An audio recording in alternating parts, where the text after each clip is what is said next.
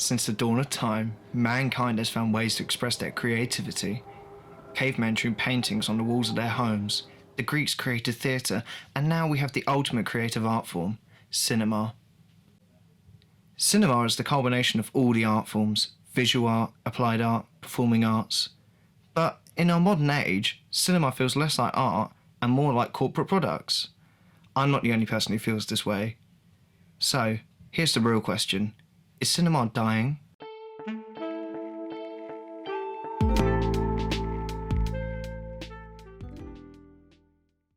I'm Chris. I grew up loving films. Back when I was a child, I remember saving as much money as I could just to go to the cinema with my nan. Recently though, I found myself going to the cinema less than I used to. With the fairly recent success of streaming services, I've wondered if cinema has a future. I mean, the cheaper and easier thing to do is to sit at home and pop on Netflix instead of getting in the car, finding a parking space, paying upwards of £8 to go into a screening with a bunch of people I don't even know. All of that for a film I might not even like. I've been to the cinema countless times, and I thought that the whole trip wasn't worth it at all. For example, when I went to go see The Hobbit: An Unexpected Journey. I absolutely loved the Lord of the Rings films as I was growing up. Yet, when I went to The Hobbit, there were kids crying, people were kicking my seat, the floor was filthy, and on top of all of that, I found the film underwhelming. And it wasn't just me who was disappointed by the film.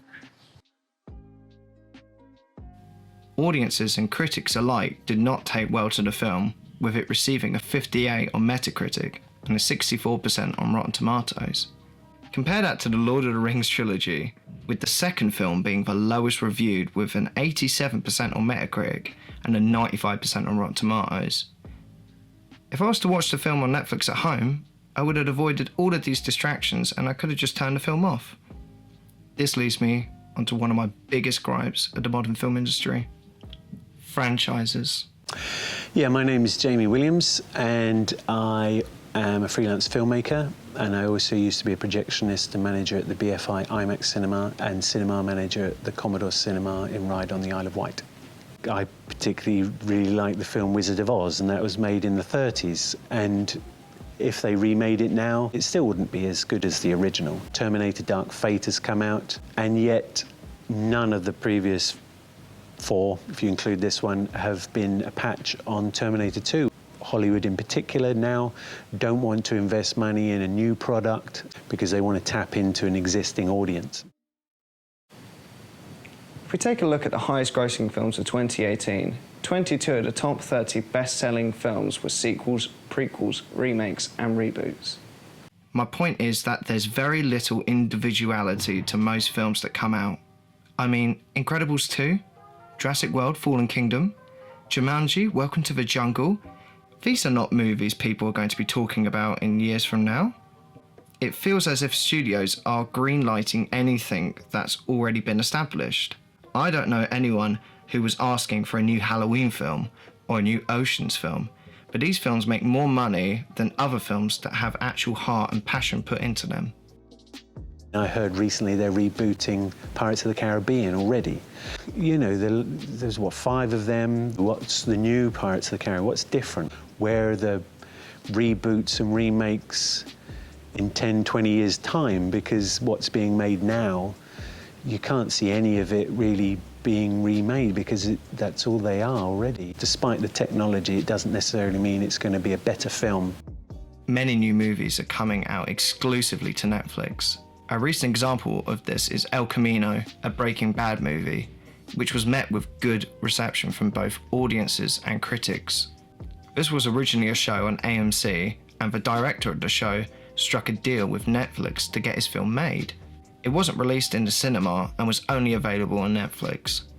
There are many people who would want to go to the cinema to watch original movies, but with Netflix having a wide variety of originals on there, then why go to the cinema to watch them? Surely it's easier and cheaper to stay at home and watch films. Over the years, we've seen the decline of cinema on the island. Many cinemas have come and gone. These are just a few of them.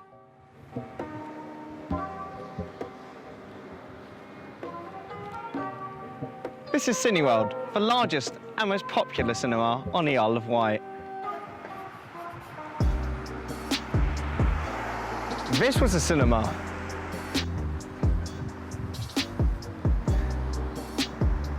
This was also a cinema. This was also a cinema. Cinemas aren't the only way to see a film on a night out. Places like the Piano Cafe and other coffee shops host film nights. So my name's Matt, I'm the owner here at Common Coffee.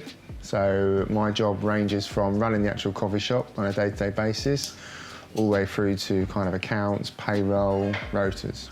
So hosting film nights here at Common Coffee, when we began the business, before we opened, it was always in the business plan to do film nights as well as other nights like retro gaming. But it was to kind of offer something a little bit different that a cinema can't, so more of a social element.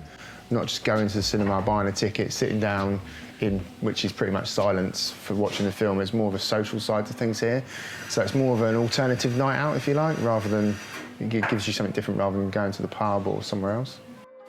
My name's Sam, and I am the proprietor of the Piano Cafe. I don't think I see our film nights here at the Piano as being the future of cinema. I think there's always going to be a case for people going to watch films on the big screen because it's a whole different experience. And the only two cinemas that remain are Cineworld and the Commodore. If so many cinemas are come and gone, then what's to say that Cineworld won't disappear like the cinemas of old? Well, this is a possibility, but we've done some research and found that cinemas are doing surprisingly well. The low point for cinema in the UK was in 1982, when admissions for the UK only reached 64 million. This was the same year when Blade Runner, The Thing, Poltergeist, E.T. the Extraterrestrial, Tron and Rambo First Blood, just to name a few.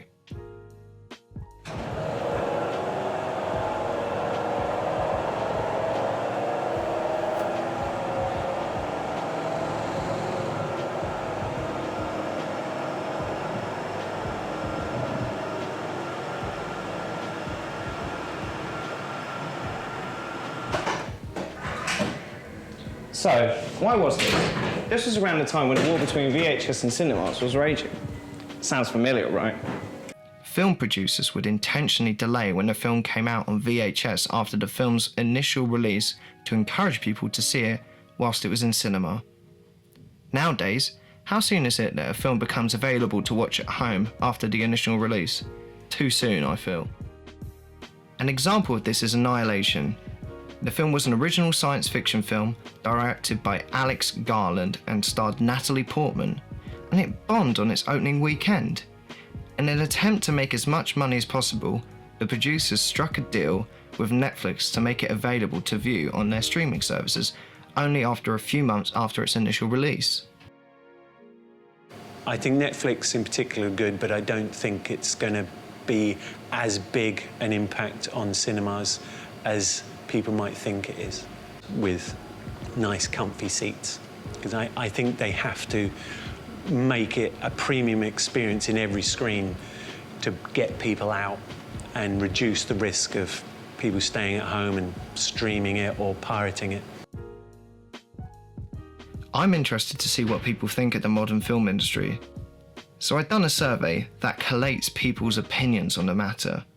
Most of the people who answered were 24 and under. Out of 34 people, 70% very rarely go to the cinema, yet 85% of them are subscribed to a streaming service. Surprisingly, 61% would rather stay at home and watch a film instead of going to the cinema. With the cinema, I really only go there when there's like this big new film that I'm really looking forward to.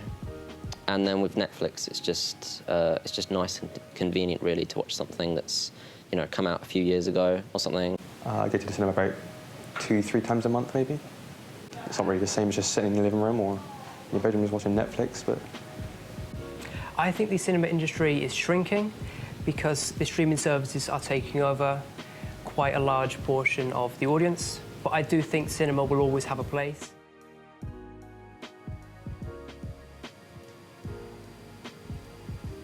I've enjoyed looking into the cinema industry, with its pros and cons not being visible at first glance. I know what I think about the future of cinema, but do you? Is cinema really dying?